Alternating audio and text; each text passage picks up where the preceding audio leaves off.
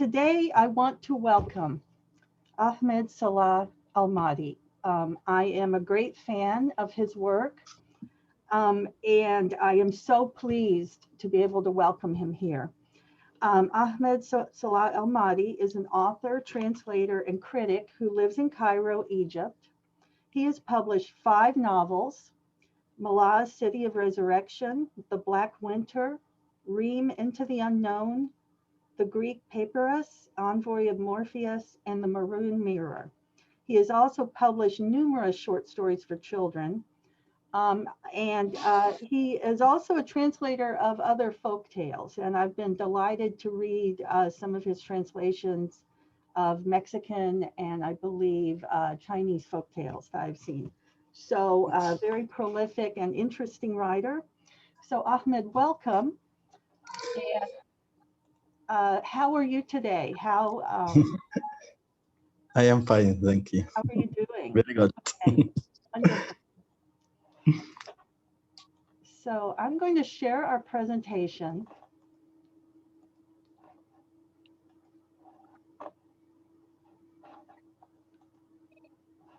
And for students who might be from one of my classes or other, there will be some notes from the slides that you can take. Um, so we will go through the slides. The first point I want to highlight are the novels again of Ahmed. And The Black Winter, Malaz, City of Resurrection, Children of Apocalypse, the Greek Papyrus, Envoy of Morpheus, the Marooned Mirror, Reem, Into the Unknown.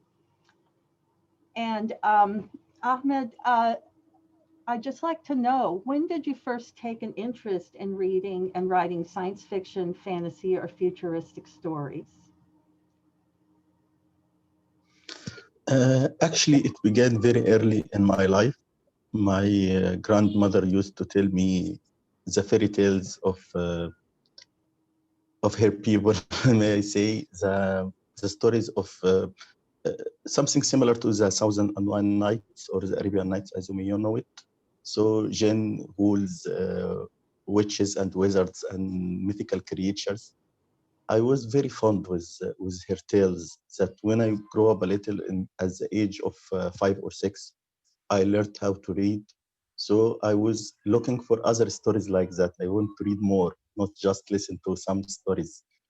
So I began reading translated fairy tales like the Red Riding Hood and Cinderella and Snow White and so on.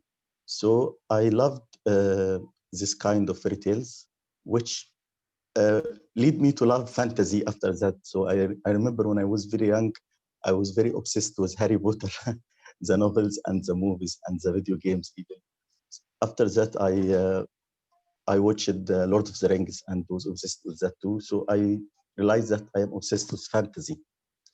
So my first, uh, the first time I tried to write a novel, I think I was 12 or 13, and it was a fantasy novel about wizards who lived in their own closed society, something like Harry Potter, but it was in ancient time, not modern time like Harry Potter.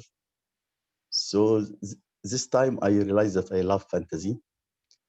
Then I turned also to science fiction. There was Dr. Nabil Farouk, who wrote a children or may I say young adult series called The Future File, ملف المستقبل in Arabic, that takes place in the future of Egypt with some mysteries and robots and AI and then space travels and planetary wars. So I liked that very much. But That's, sorry, I can't hear that. yeah, what I find interesting about that, so you really had a mix of influences from, say, your grandmother's, maybe your grandmother's generation and stories she had been raised on, plus your access to Western literature as well. And I noticed that in some of your writing. I find that very interesting. Yeah, yeah, thank you. Thank you. Um, and so tell us more about Um, recently translated novel, Reem, Into the Unknown.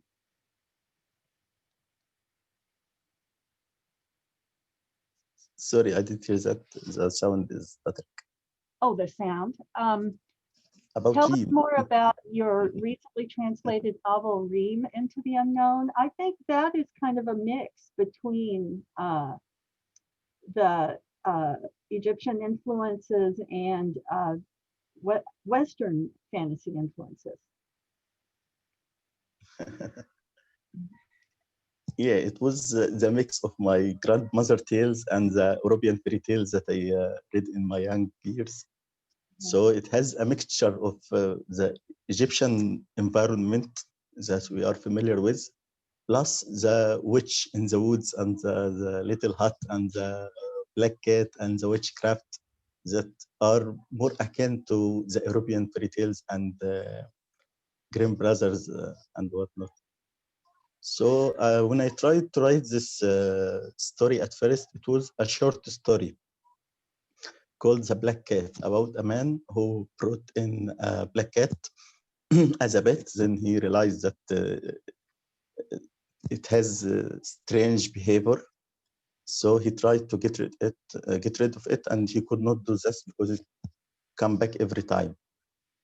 So after I showed this short story to my friends, every one of them asking me, "Where does this cat come from? Where will he go after that?" So I sat and thought about it. So I at first I thought about the witch, then the little girl Reem and their connection and the connection of Saif with the cat and the witch, and the story grew in my mind. So I expanded into this novella. Mhm. I love that. So, you created a character that people wanted to know more about. So then you continued the story. I enjoyed that. So that reminds me then, in terms of the community in Egypt, the writing community. I've been very interested to follow some of the discussion of the Egyptian Society for Science Fiction in Egypt. What can you tell me about the uh, the mission of the organization? Oh, you know what? We may have lost.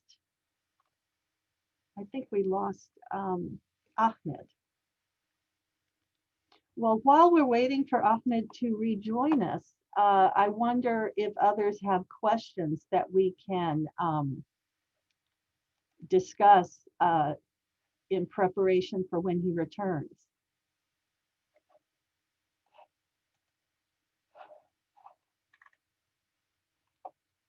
Yes, I'm looking in the chat. There is an Egyptian Society for Science Fiction, and they're quite active, actually. Oh, I see Ahmed is back. Can you hear us? I think your mic. You need to fix your mic. Oh, sorry. I think there was a disconnect. I don't know why, because the internet is working fine. Okay, I I am back understand. with you. We're all dealing with this new technology we've had to adjust to, so that's perfectly fine. So we were discussing, starting to discuss the Egyptian Society for Science Fiction, and I've been very interested in how active the members are and how supportive you all seem to be of each other. So I'm just curious, can you tell me more about the Egyptian Society for Science Fiction? Yes, of course. I was first introduced to the society by Dr. Imad Eddin Aisha. He introduced me to Dr. Hussein Zambili, the head of the society. He is a science fiction author too. And there are many writers and authors in this society. They write and read what each other write and give opinions and critics. And they help us grow in this science fiction field.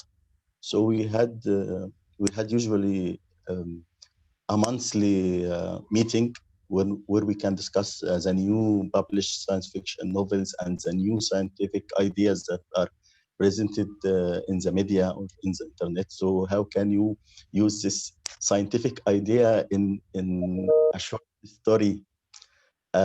So we have this short stories that we usually have every few months. We choose a theme to write about, like the future or the economy or the effect of um, politics on the societies, like resistant literature and what's on, and so on. And there is also this supportive nature of the society. Everyone, when he publish a book, so I want to read it and review it and give my opinions and give others my opinions, so I can recommend them my new novel or novel. It's a very perfect atmosphere for any Egyptian scientific writer to be part of this society. Um, and my two scientific novels are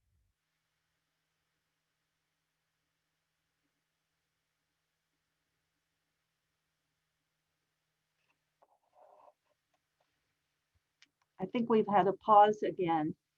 I noticed someone in the chat is asking if there's a distinction between Arabic science fiction and Western science fiction. I will ask Mr. Al-Mahdi that question. I wonder if others in the chat would also like to answer that.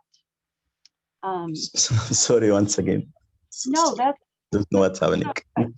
That's quite all right. We were discussing the Egyptian Society for Science Fiction, and you mentioned it sounds like not only is it supportive of writers, but it has discussions on different themes of fantasy, science fiction, and futurism as well. And someone in the chat has asked if there's a difference between Arabic science fiction and Western science fiction. And is that a discussion that you have within the Egyptian Society for Science Fiction? We try always to have themes that are have connection with our society or society of Egypt and our politics. So you will find resistance stories and novels, and you find Egypt as a part of this global movement of when there is alien invasion. You always find that Americans who are always defending Earth against this invasion. No, we want Egypt to defend this invasion too, if you know what I mean. We have this in Dr. Nabil Farouk's stories. Always the aliens always land in Egypt in his novel, not in America. We also have a themes of the dystopia. I think we have a lot of novels of dystopia in this past decades than any other Arabic country, because of the Egyptian revolution. We have faced this regime and this police brutality and what happened after 2011. So we will find that there is a lot of dystopian novels in Egypt after this period of time. You will have novels like Utarid um, by I'm sorry, wait a minute. Sorry, a novel like Utarid by Muhammad Rabia, which takes place in Egypt after the revolution, and speaks about this police brutality and what happened in Egypt. You will have another dystopian novels like The Queue or At-Tabur in Arabic. It published 2013 by At-Tanwir Publishing House, the same publishing house that published Utarid. The story takes place in this atmosphere of it's very grim about the control of authority. People it's represented by a gate. People have to stand in a very long queue to gain the necessity of life. And we have novels like The Listeners by Ibrahim Said. It speaks about a civil war in Egypt and a generation that are psychology distorted by the civil war. And there is a listener program who can, they have a programming in their mind. He will hear you and then will forget everything. So they are the perfect people to to listen to you, and you can take out your negative energy with them. So there are a lot of, there are also 2063 by Mu'taz Hassanin in Egypt in the year 2063, of course. It's something like Fahrenheit, where reading is prohibited and you don't have to own books, and people have this test to satisfactory tests. So if you are not satisfied enough with the government, so they execute you, no problem. And I too wrote in this dystopian or post-apocalyptic field with my two novels, Malaz, City of Resurrection, and The Black Winter. Malaz was published first. It takes place in the far future after the destruction of civilization. There are new cities. There is no Cairo or Giza or this modern city. No, there are a lot of new cities, mainly Malaz in the north and Abydos in the south, where people has returned to worshipping the old Egyptian gods again. And after I wrote it, people asked me, so how come the world reached this state of devastation? I told them it was a nuclear war and a nuclear winter. So what happened then? Okay, I have to write a story about the nuclear war then. So I wrote The Black Winter. It takes place in the near future, not the far future, after the Third World War.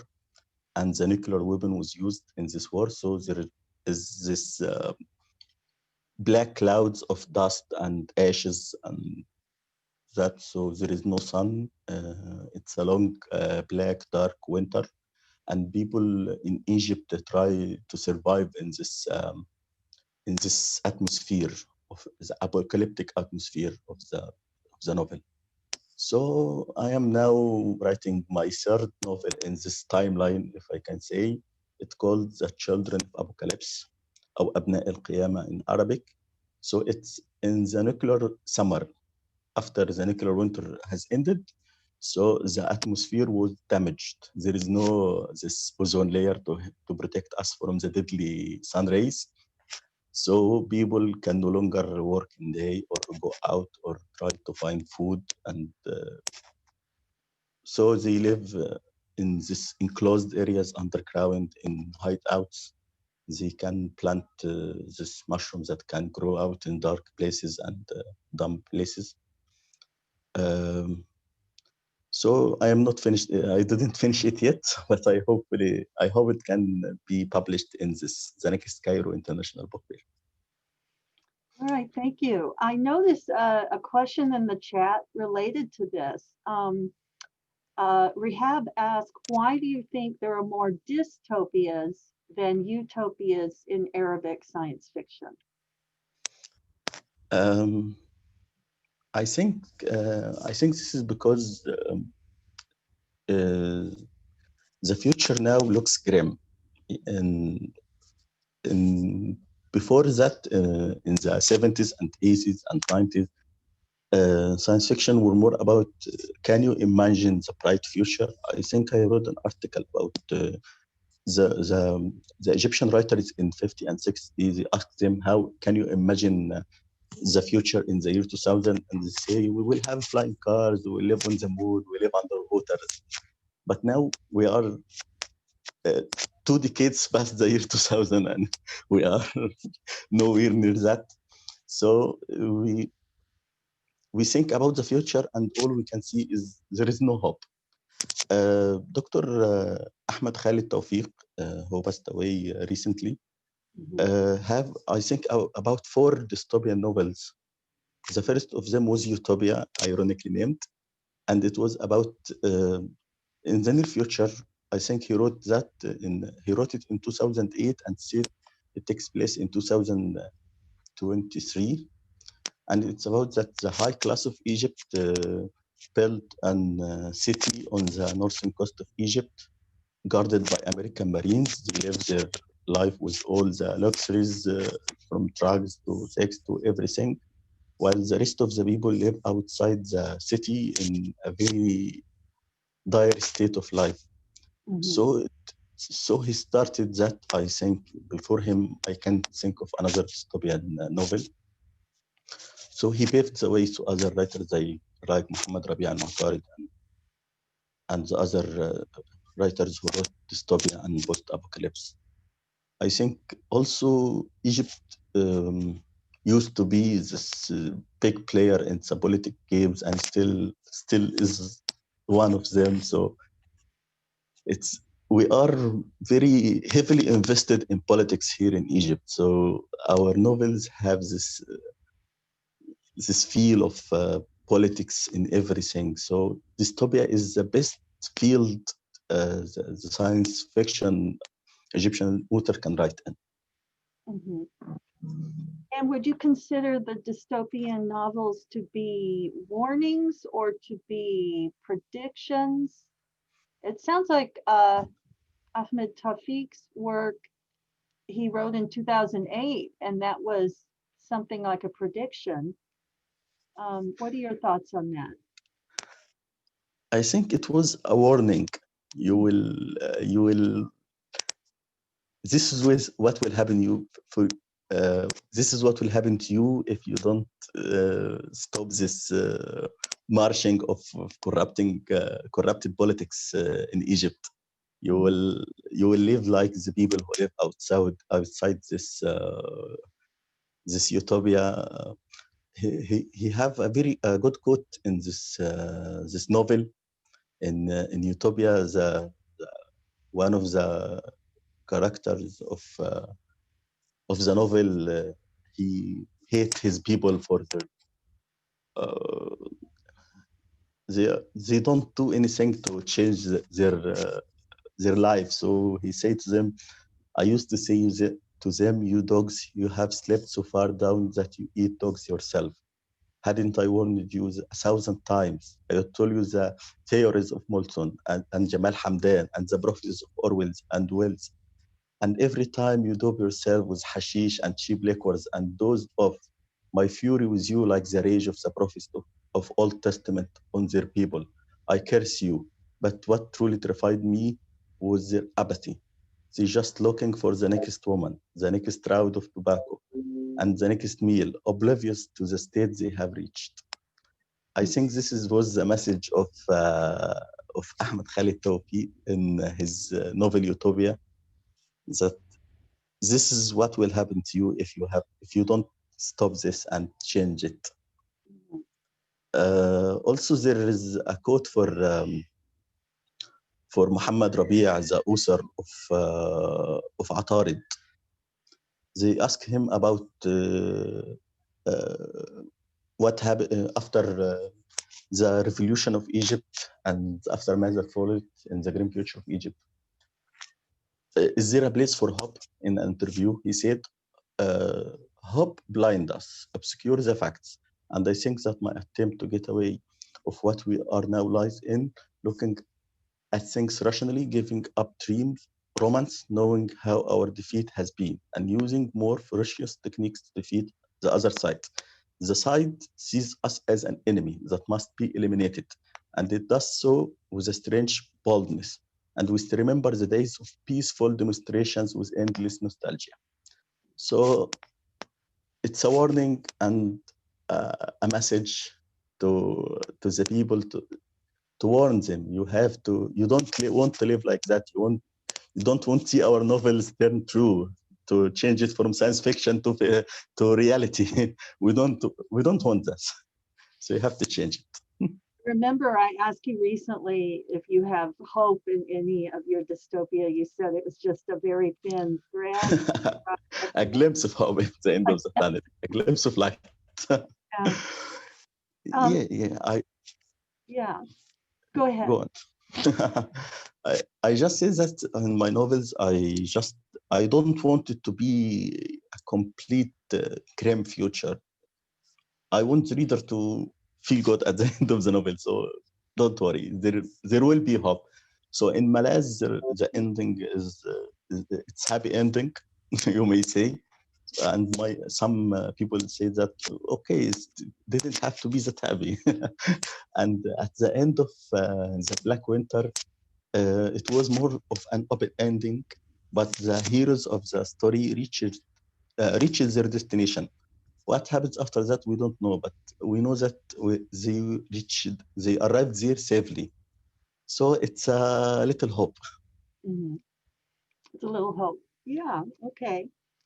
Um, there is a question in the chat from Zaina, and actually, I'd like to welcome her to turn on her mic and ask.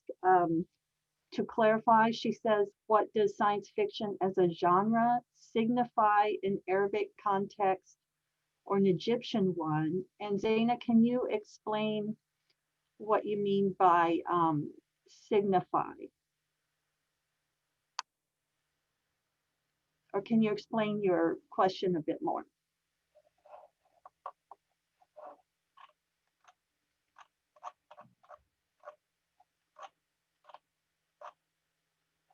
Zaina, can you hear us?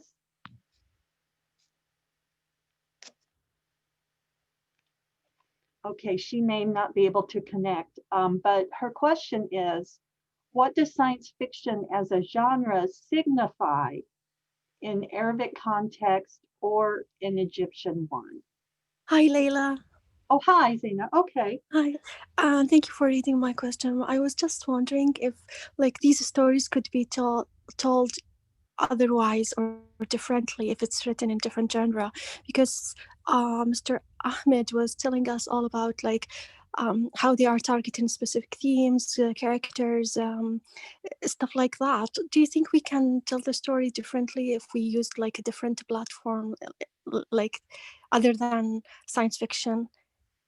Because from what I get from what he is saying is that we can address the present or the future through science fiction, but how about the past? If I want to talk about something in the past, could I say it also through the lens of science fiction? I Thank you for your am question. Thank uh, uh,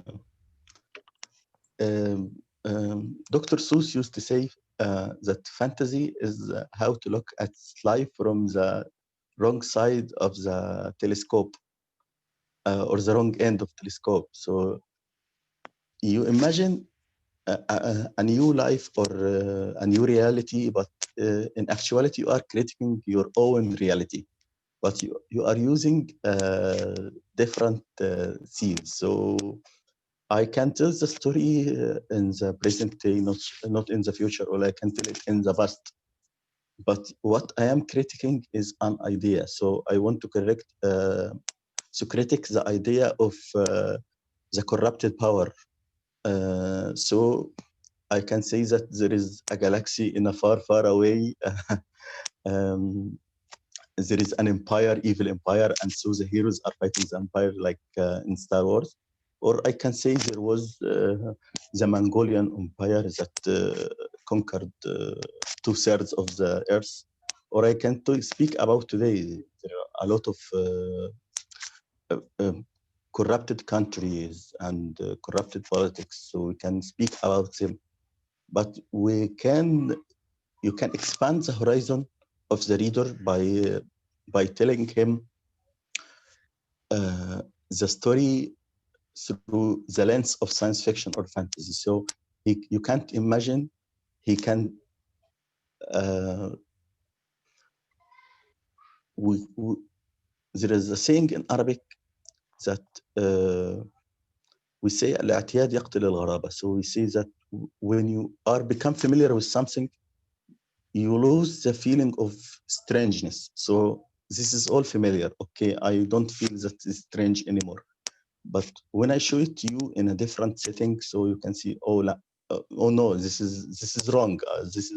those people are surely corrupted, because those are not the people you are used to. So you can then use this and apply it to your reality, and then you say, oh, okay, I think this man is very look like this empire from this science fiction novel, so they must be bad too. So you use the fantasy and science fiction to expand his horizon, to make him think deeper and look in the little details. Okay.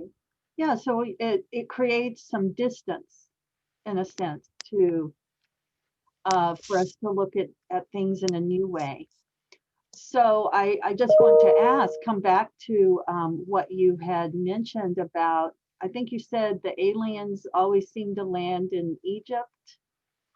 Did you make Well, that? You made a comment earlier. Someone had said the aliens always seem to land in Egypt. We had a question about, or there was a mention of colonialism in the chat.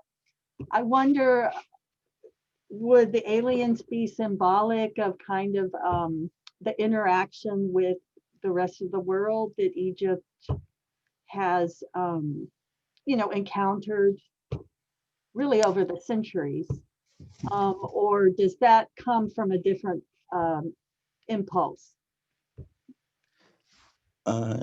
I think Egypt has the most strange relation with aliens. Everyone say alien built the pyramids and stuff. So we are familiar with aliens more than anyone else. But not all the stories are about aliens conquering us or us conquering the aliens. There are some stories about a friendship of an Egyptian man and an Egyptian and an alien man. So he, after his planet was conquered by another evil empire, so he asks the help of his Egyptian friend and his team in the stories of the Future File by Dr. Nabil Farouk. So they went there and held him. So there are themes of friendship in this novel. Not always that all aliens are evil. No, some of them are friendly, as it seems, and some of them was not like the regular form. They are not this two hand, two legs kind of thing. There was a story about an alien who was, you can see him by your own eyes, but he can enter the mind and control the bodies of the humans. And he was actually exiled from his planet, and he is looking for another place to live. And you hate him at first, but then you sympathize with him. And so what happened to his original planet? Why did they exile him? And so on. So there are some interesting themes in this alien novels, not only the planetary world and the space opera. Very interesting. I'm noticing a question in the chat. I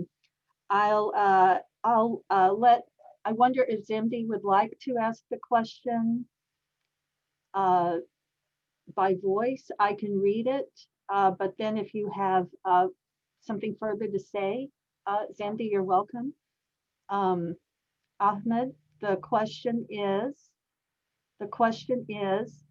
has this genre gained the same amount of readership and critical attention as other forms of Arabic literature? Do they just represent an Arabic adaptation of Western dystopian classics, or has Arabic sci-fi pursued a completely different path? So would you like me to read that again, or? No. Okay. I think the most famous genre here in Egypt is actually horror. According to the statistics, there are more readers of horror fiction here in Egypt than any other genre. And that takes us back to Dr. Ahmed Khalid Tawfiq. He wrote his series Paranormal. Um, it was recently adapted into Netflix TV show about the elements of horror and mythological creatures and whatnot. So there are more horror authors and readers in Egypt than fantasy and science fiction. But after the revolution, science fiction gained some attention from the readership. So I hope it will be expanded in the future, but it's now, I think it is still a niche genre in the, if we talk about the public opinion and the average reader. Um, the other, what was the other part of the question? It was has so one part was has it gained the same amount of readership? You asked that. Um, but other forms of Arabic literature, such as, for example, non-science fiction literature, like the literature of Ghassan Kanafani, for example, is more, is more rooted in real historical events. Some of the other recent noted writers are dealing with more real events than the scientific events. So, What was the last part again? Sorry. they deal with more real on ground events than the science fiction fantasy. And I think you partly answered that question. But the other part of it was, do they just represent an Arabic adaptation of Western dystopia, or are they their own original dystopia? I think some of it are very original ideas. So the uh, Utopia by Ahmed Khalid Tawfiq, you can't imagine it to be an adaptation of the Western dystopian literature, because it has this Egyptian feeling of it. The people who are use this the mindset of Egyptian people in the novel, their way, their habits, and so on. So it's Egyptian and the feeling. If you translate it in English to English and it is already translated and read it, you will have the same feeling that it speaks about certain people. Mhm. An idea like Al-Mustami'un by the listener by Ibrahim Said. It is, I don't think I read anything in English like it before. The idea of people who will listen to you and forget everything, and people trying to hack it and enter your mind. So it's a mixture of cyberpunk and dystopia and espionage and hacking. So it can be a techno thriller mixed with dystopia. So there are some original ideas. Autorid and Mercury and the Q at Tabur. I think they are dealing with the society after the Egyptian revolution. So it's a very specific to Egypt. So you can say this is an uh, adaptation of Western dystopia. But there are other scientific novels here in Egypt. You will read them and you feel them. Okay, it's look like the movie The Alien, or it looks like. It is from Star Wars. There are these stories, of course. Some people watch something or read something, or okay, I want to make something like, but it's not exactly fan fiction. I want to make my own story with my own characters. Okay, some science fiction novels are you will feel they will give you this Western feeling. I know, but other scientific Egyptian novels, Dr. Ahmed Din Aisha, one example, his short stories on Mars, they are dealing with Arab and Muslims on Mars and their society and their traditions and habits. So Dr. Ahmed Din Aisha, for me, is a perfect example for Arabic and Muslim science fiction with his stories on Mars. And I just I want to note real quick. I had already mentioned Imad Adina Isha in the chat, but we are fortunate to have him. He has a wonderful story in the Palestine 100 anthology, and as you mentioned, other stories as well. And perhaps we'll have Mr. Aisha come and visit with us someday too. I wanted to follow up on something you said about horror. Why do you think the Egyptian public is so interested in horror fiction? I think because Egyptian uh, most of them are really superstitious. They believe in black magic and jinns who can harm you, and people who can summon them and inflict damage on you and do evil things. So we can find this people who use pieces of paper and use a small pen. So I wrote your name on the paper and I can help you with pen, something like the voodoo doll. And people who do something they call a'mal, they write some stuff on paper and put it in a graveyard. So when the government do a campaign to clear graveyards, they found all stuff of all sorts of hair and teeth and nails and so on. So they are part of the victim and they want to use. So in this environment that is fraught with black magic and jinn and dark wizard who want to harm you, they think they can this dajjal or this magician can make someone uh, separate. They can separate between the man and his wife, so they can make other marriage and they can give him children and they can make him unable to have children.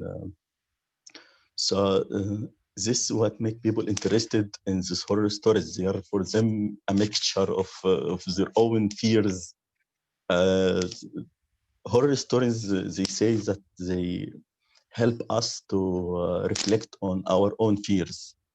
That's why a lot of this horror novels that are popular in Egypt, they are not cosmic horror or gothic horror. No, they are jinn and bad and haunted houses and people who will hurt you or harm you with magic.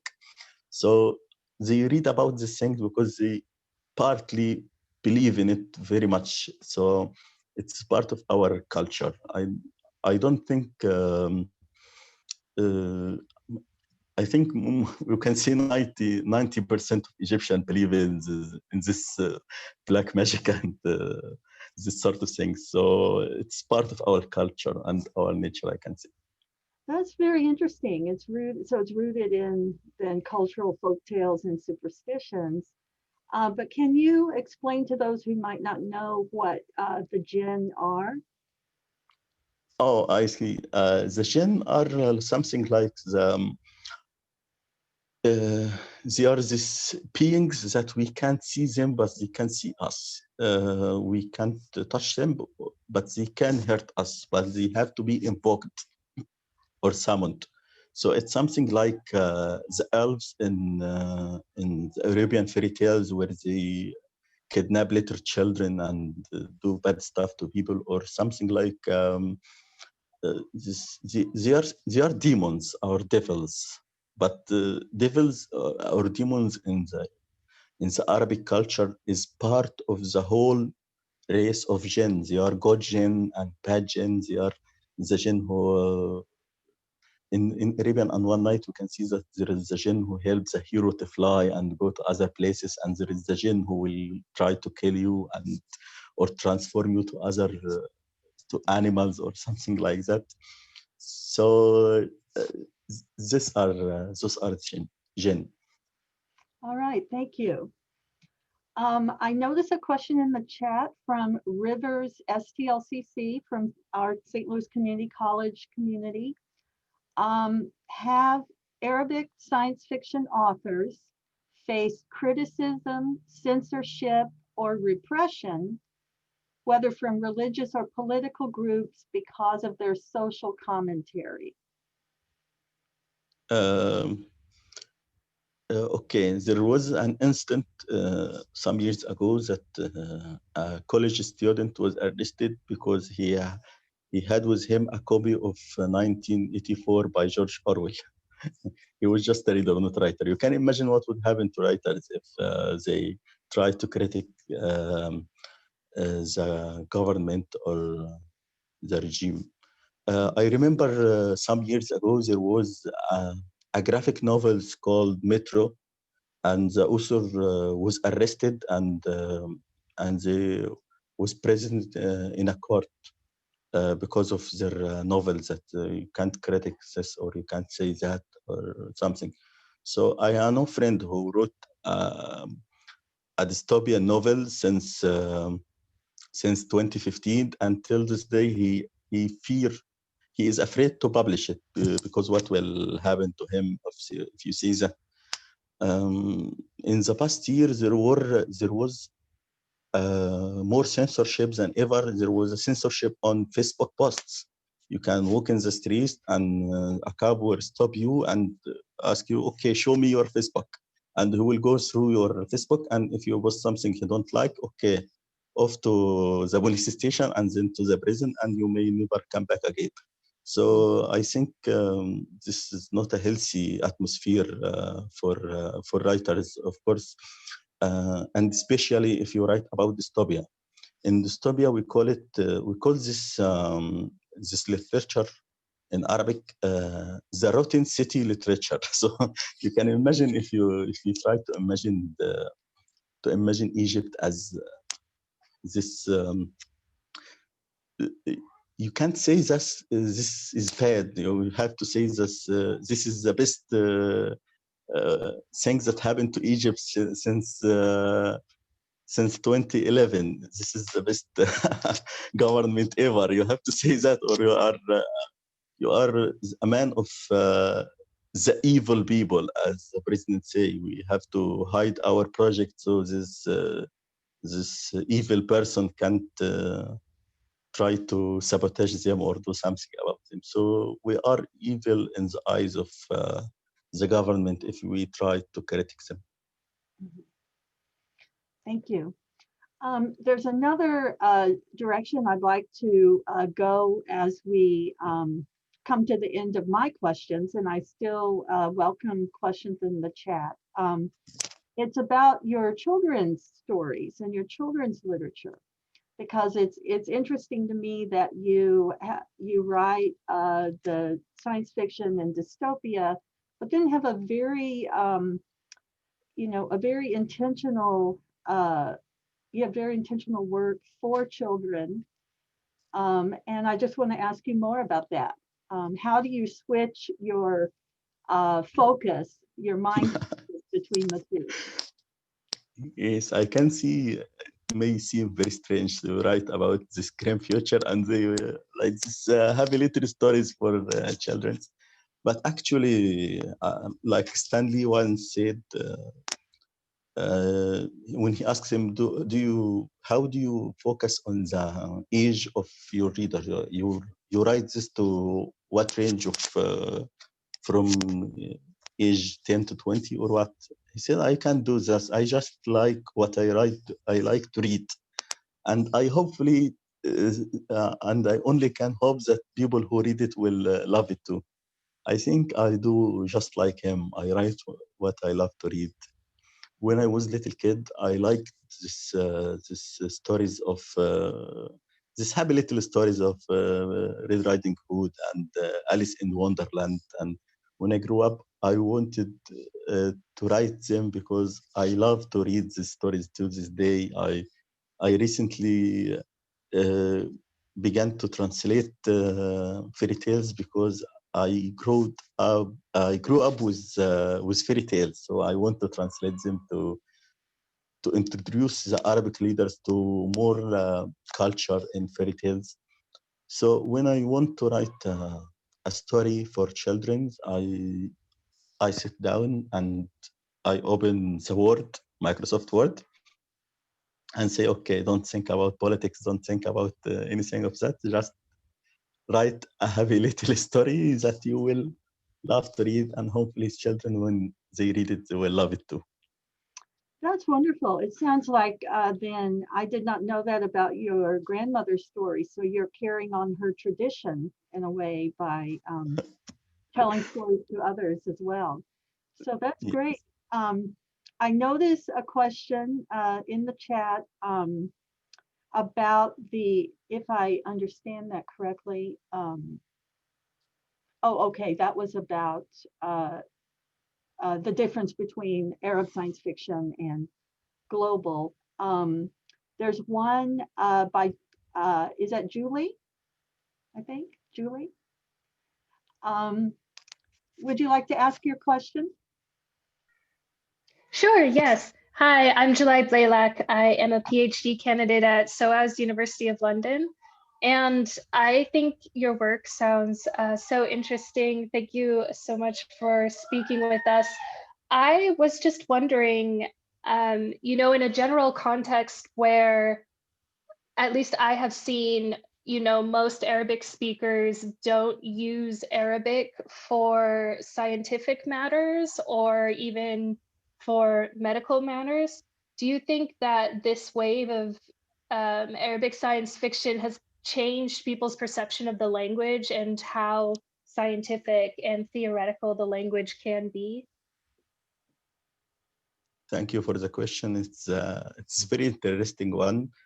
So in Egypt, we used to learn science in English when you grow up. So you want to study in medical college or in engineering college, so you will study in English.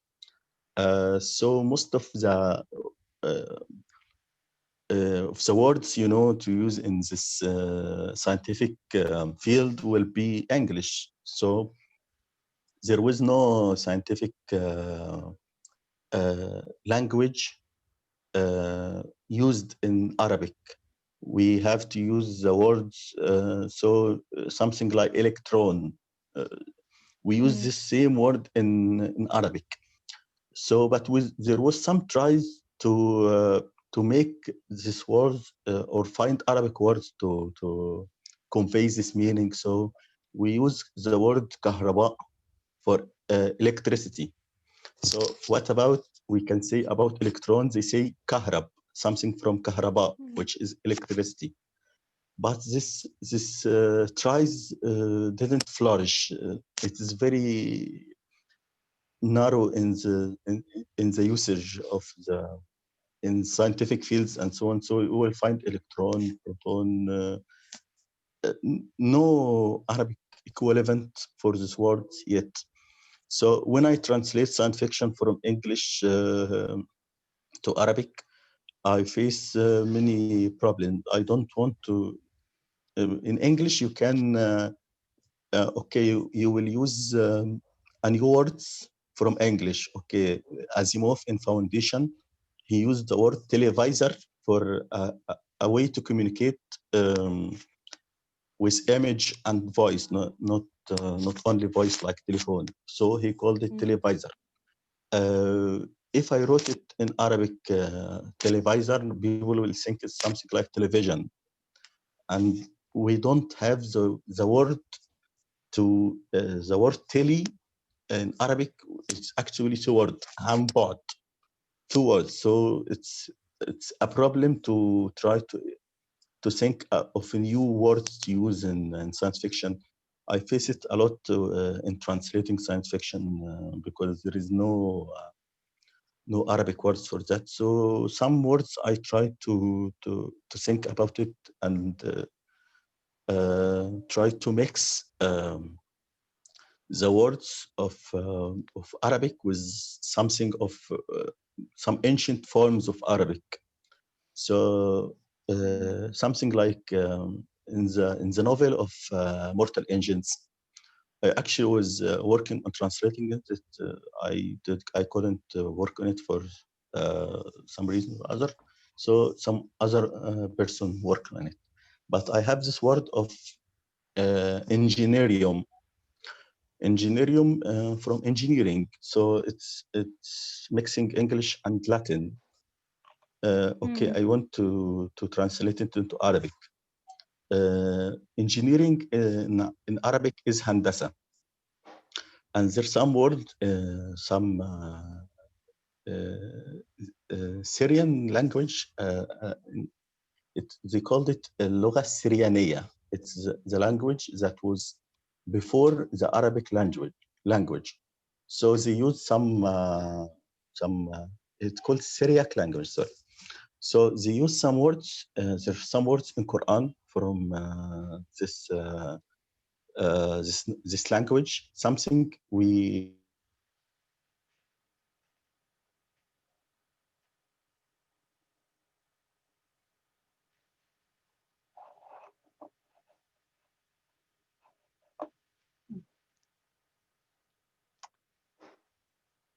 Oh no, Oh, that was no. so interesting. It was. I was thinking how rich the language is and can be, not only with what he was saying, but then when you think about local dialects and you know, there's just I probably have a 1,000 more questions, but I hope we get him back just so we can ask a couple more. But that was an excellent question, July. Thank you. Thank you. Do others, while we're waiting for Ahmed to join us for his closing remarks, does anyone else have something you would like for me to ask? I know I have a couple I might want to put to him before we finish. Anyone else? Feel free to share links of your own interests or work in the chat. I think we have quite a few interesting writers and scholars here as well. And I would definitely be interested in following up on some of your work that you are doing. So let me see if we have Ahmed back. I see there's a new message.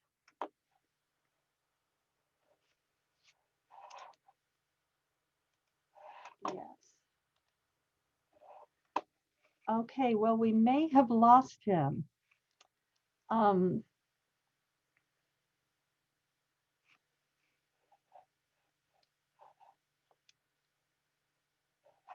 Okay. Imad, are you in touch with Ahmed through text? I'm on Facebook, but he hasn't replied to anything. Oh, check again. Okay, maybe he's lost his connection. So, well, this has been, I think, very enlightening to me to learn a bit more about Ahmed Salah Al-Mahdi. And since he's not back with us, Imad, do you mind if I lean on you as our other notable Egyptian writer, sci-fi writer? What are your closing thoughts on, oh, here comes Ahmed.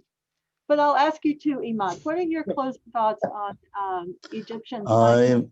I'm sorry again, I don't know what's happening. Okay. That's fine. Oh, I was chatting with Imad quickly to just ask him his some of his closing thoughts on Egyptian science fiction. Arabic. The Cairo International Book Fair this year, I was very surprised about the number of science fiction and fantasy works. Almost everywhere, not just in specialized bookshops that dealt with fantasy and SF. So it's finally gaining traction and getting a following, and it's stuff that's, you know, adventure stories and action as well as the more deep stuff. Mm-hmm. And concerning dystopia, oh, sorry. Oh no, go ahead. Concerning dystopia, as luck would have it, with dumb luck, I'd attended a lecture for a book signing for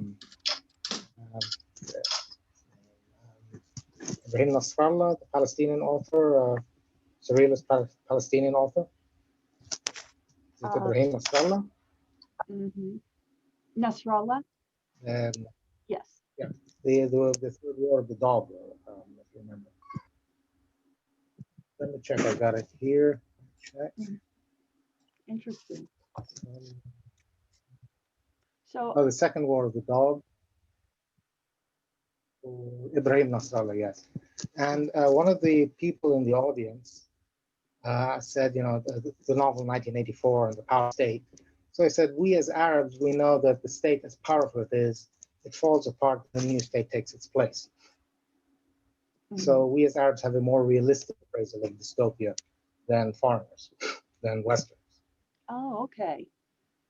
More realistic. And I find reading some of, I only read a minimal amount of Egyptian dystopia, including Malaz Hassanein, his novella 2063. Again, there's the whole thing there about the bureaucratic incompetence, and you can pay off informers and pay government inspectors to look the other way, and these kind of things. So we can cope with it more. We don't lose hope, actually, despite the grindness of it all. Yeah. Okay. Thank you. Thank you for those remarks. And I wanted to come back to Ahmed as we close out. Thank you for your patience, everyone. We've gone a little over our hour, but Ahmed, what closing remarks would you like to leave us with? And what advice do you have for other writers of science fiction in general? The first advice is to read a lot. Read for Asimov and Ray Bradbury and all this amazing Arthur C. Clarke and all these amazing science fiction writers. You will learn a lot. So the first advice is to read a lot. The second advice is to write a lot. You should try to, you think this idea, okay, it might not work, but you have to try, put it on paper and then give it more thought. So Ray Bradbury actually said that you should write short story every week. At the end of the year, you will have about 50 short stories. Some of them you can expand into novels or series. So reading and writing are the best advice. Also, science fiction are based on scientific ideas. So you should look into the new theories of science and try to imagine how can I work this out in my short story or in my novel. So there is this a quantum computer they are talking about. It does not work perfectly right now, but it may work in the future. So I should be a step ahead of science. Okay, I will see that this quantum computer is working. They are talking about using Dyson spheres to harvest the sun energy or other stars. But what will we can do through this invention? Okay, I saw in one of a scientific video, he said that if we could harness the whole energy of the sun, we can upload our consciousness of all the human race into a computer and live in a simulation in a paradise. So you will not worry about anything in this simulation. I find it interesting. I can write a short story or a novel about this idea of people living in simulation while the sun is being harvested for energy. What happened if an alien invasion came and found this? We are all in this simulation and there is this Dyson sphere, and we can they cut the energy and use it for their own, or what will we do? So keeping up with scientific news and new theories will help a lot of science fiction authors. That is what I can see now. Okay, that's wonderful advice. That's wonderful advice. Okay, well, I want to thank everyone who has joined us today. I'm sure that if you have further questions for Mr. Al-Mahdi or myself, feel free to reach out, and I'll try to direct your question to him if you don't already have his links. I had placed links to his website and Facebook page up at the top of our chat. So otherwise, thank you for a wonderful session, Ahmed. And I hope everyone stays safe and healthy and well. And thank you to Imad for joining us. I'm very honored to have you, Ahmed. Thank you. The honor is mine. Okay. Everyone stay safe. Have a good day. Okay. Bye-bye. Good. Goodbye. Thank you. Thank you.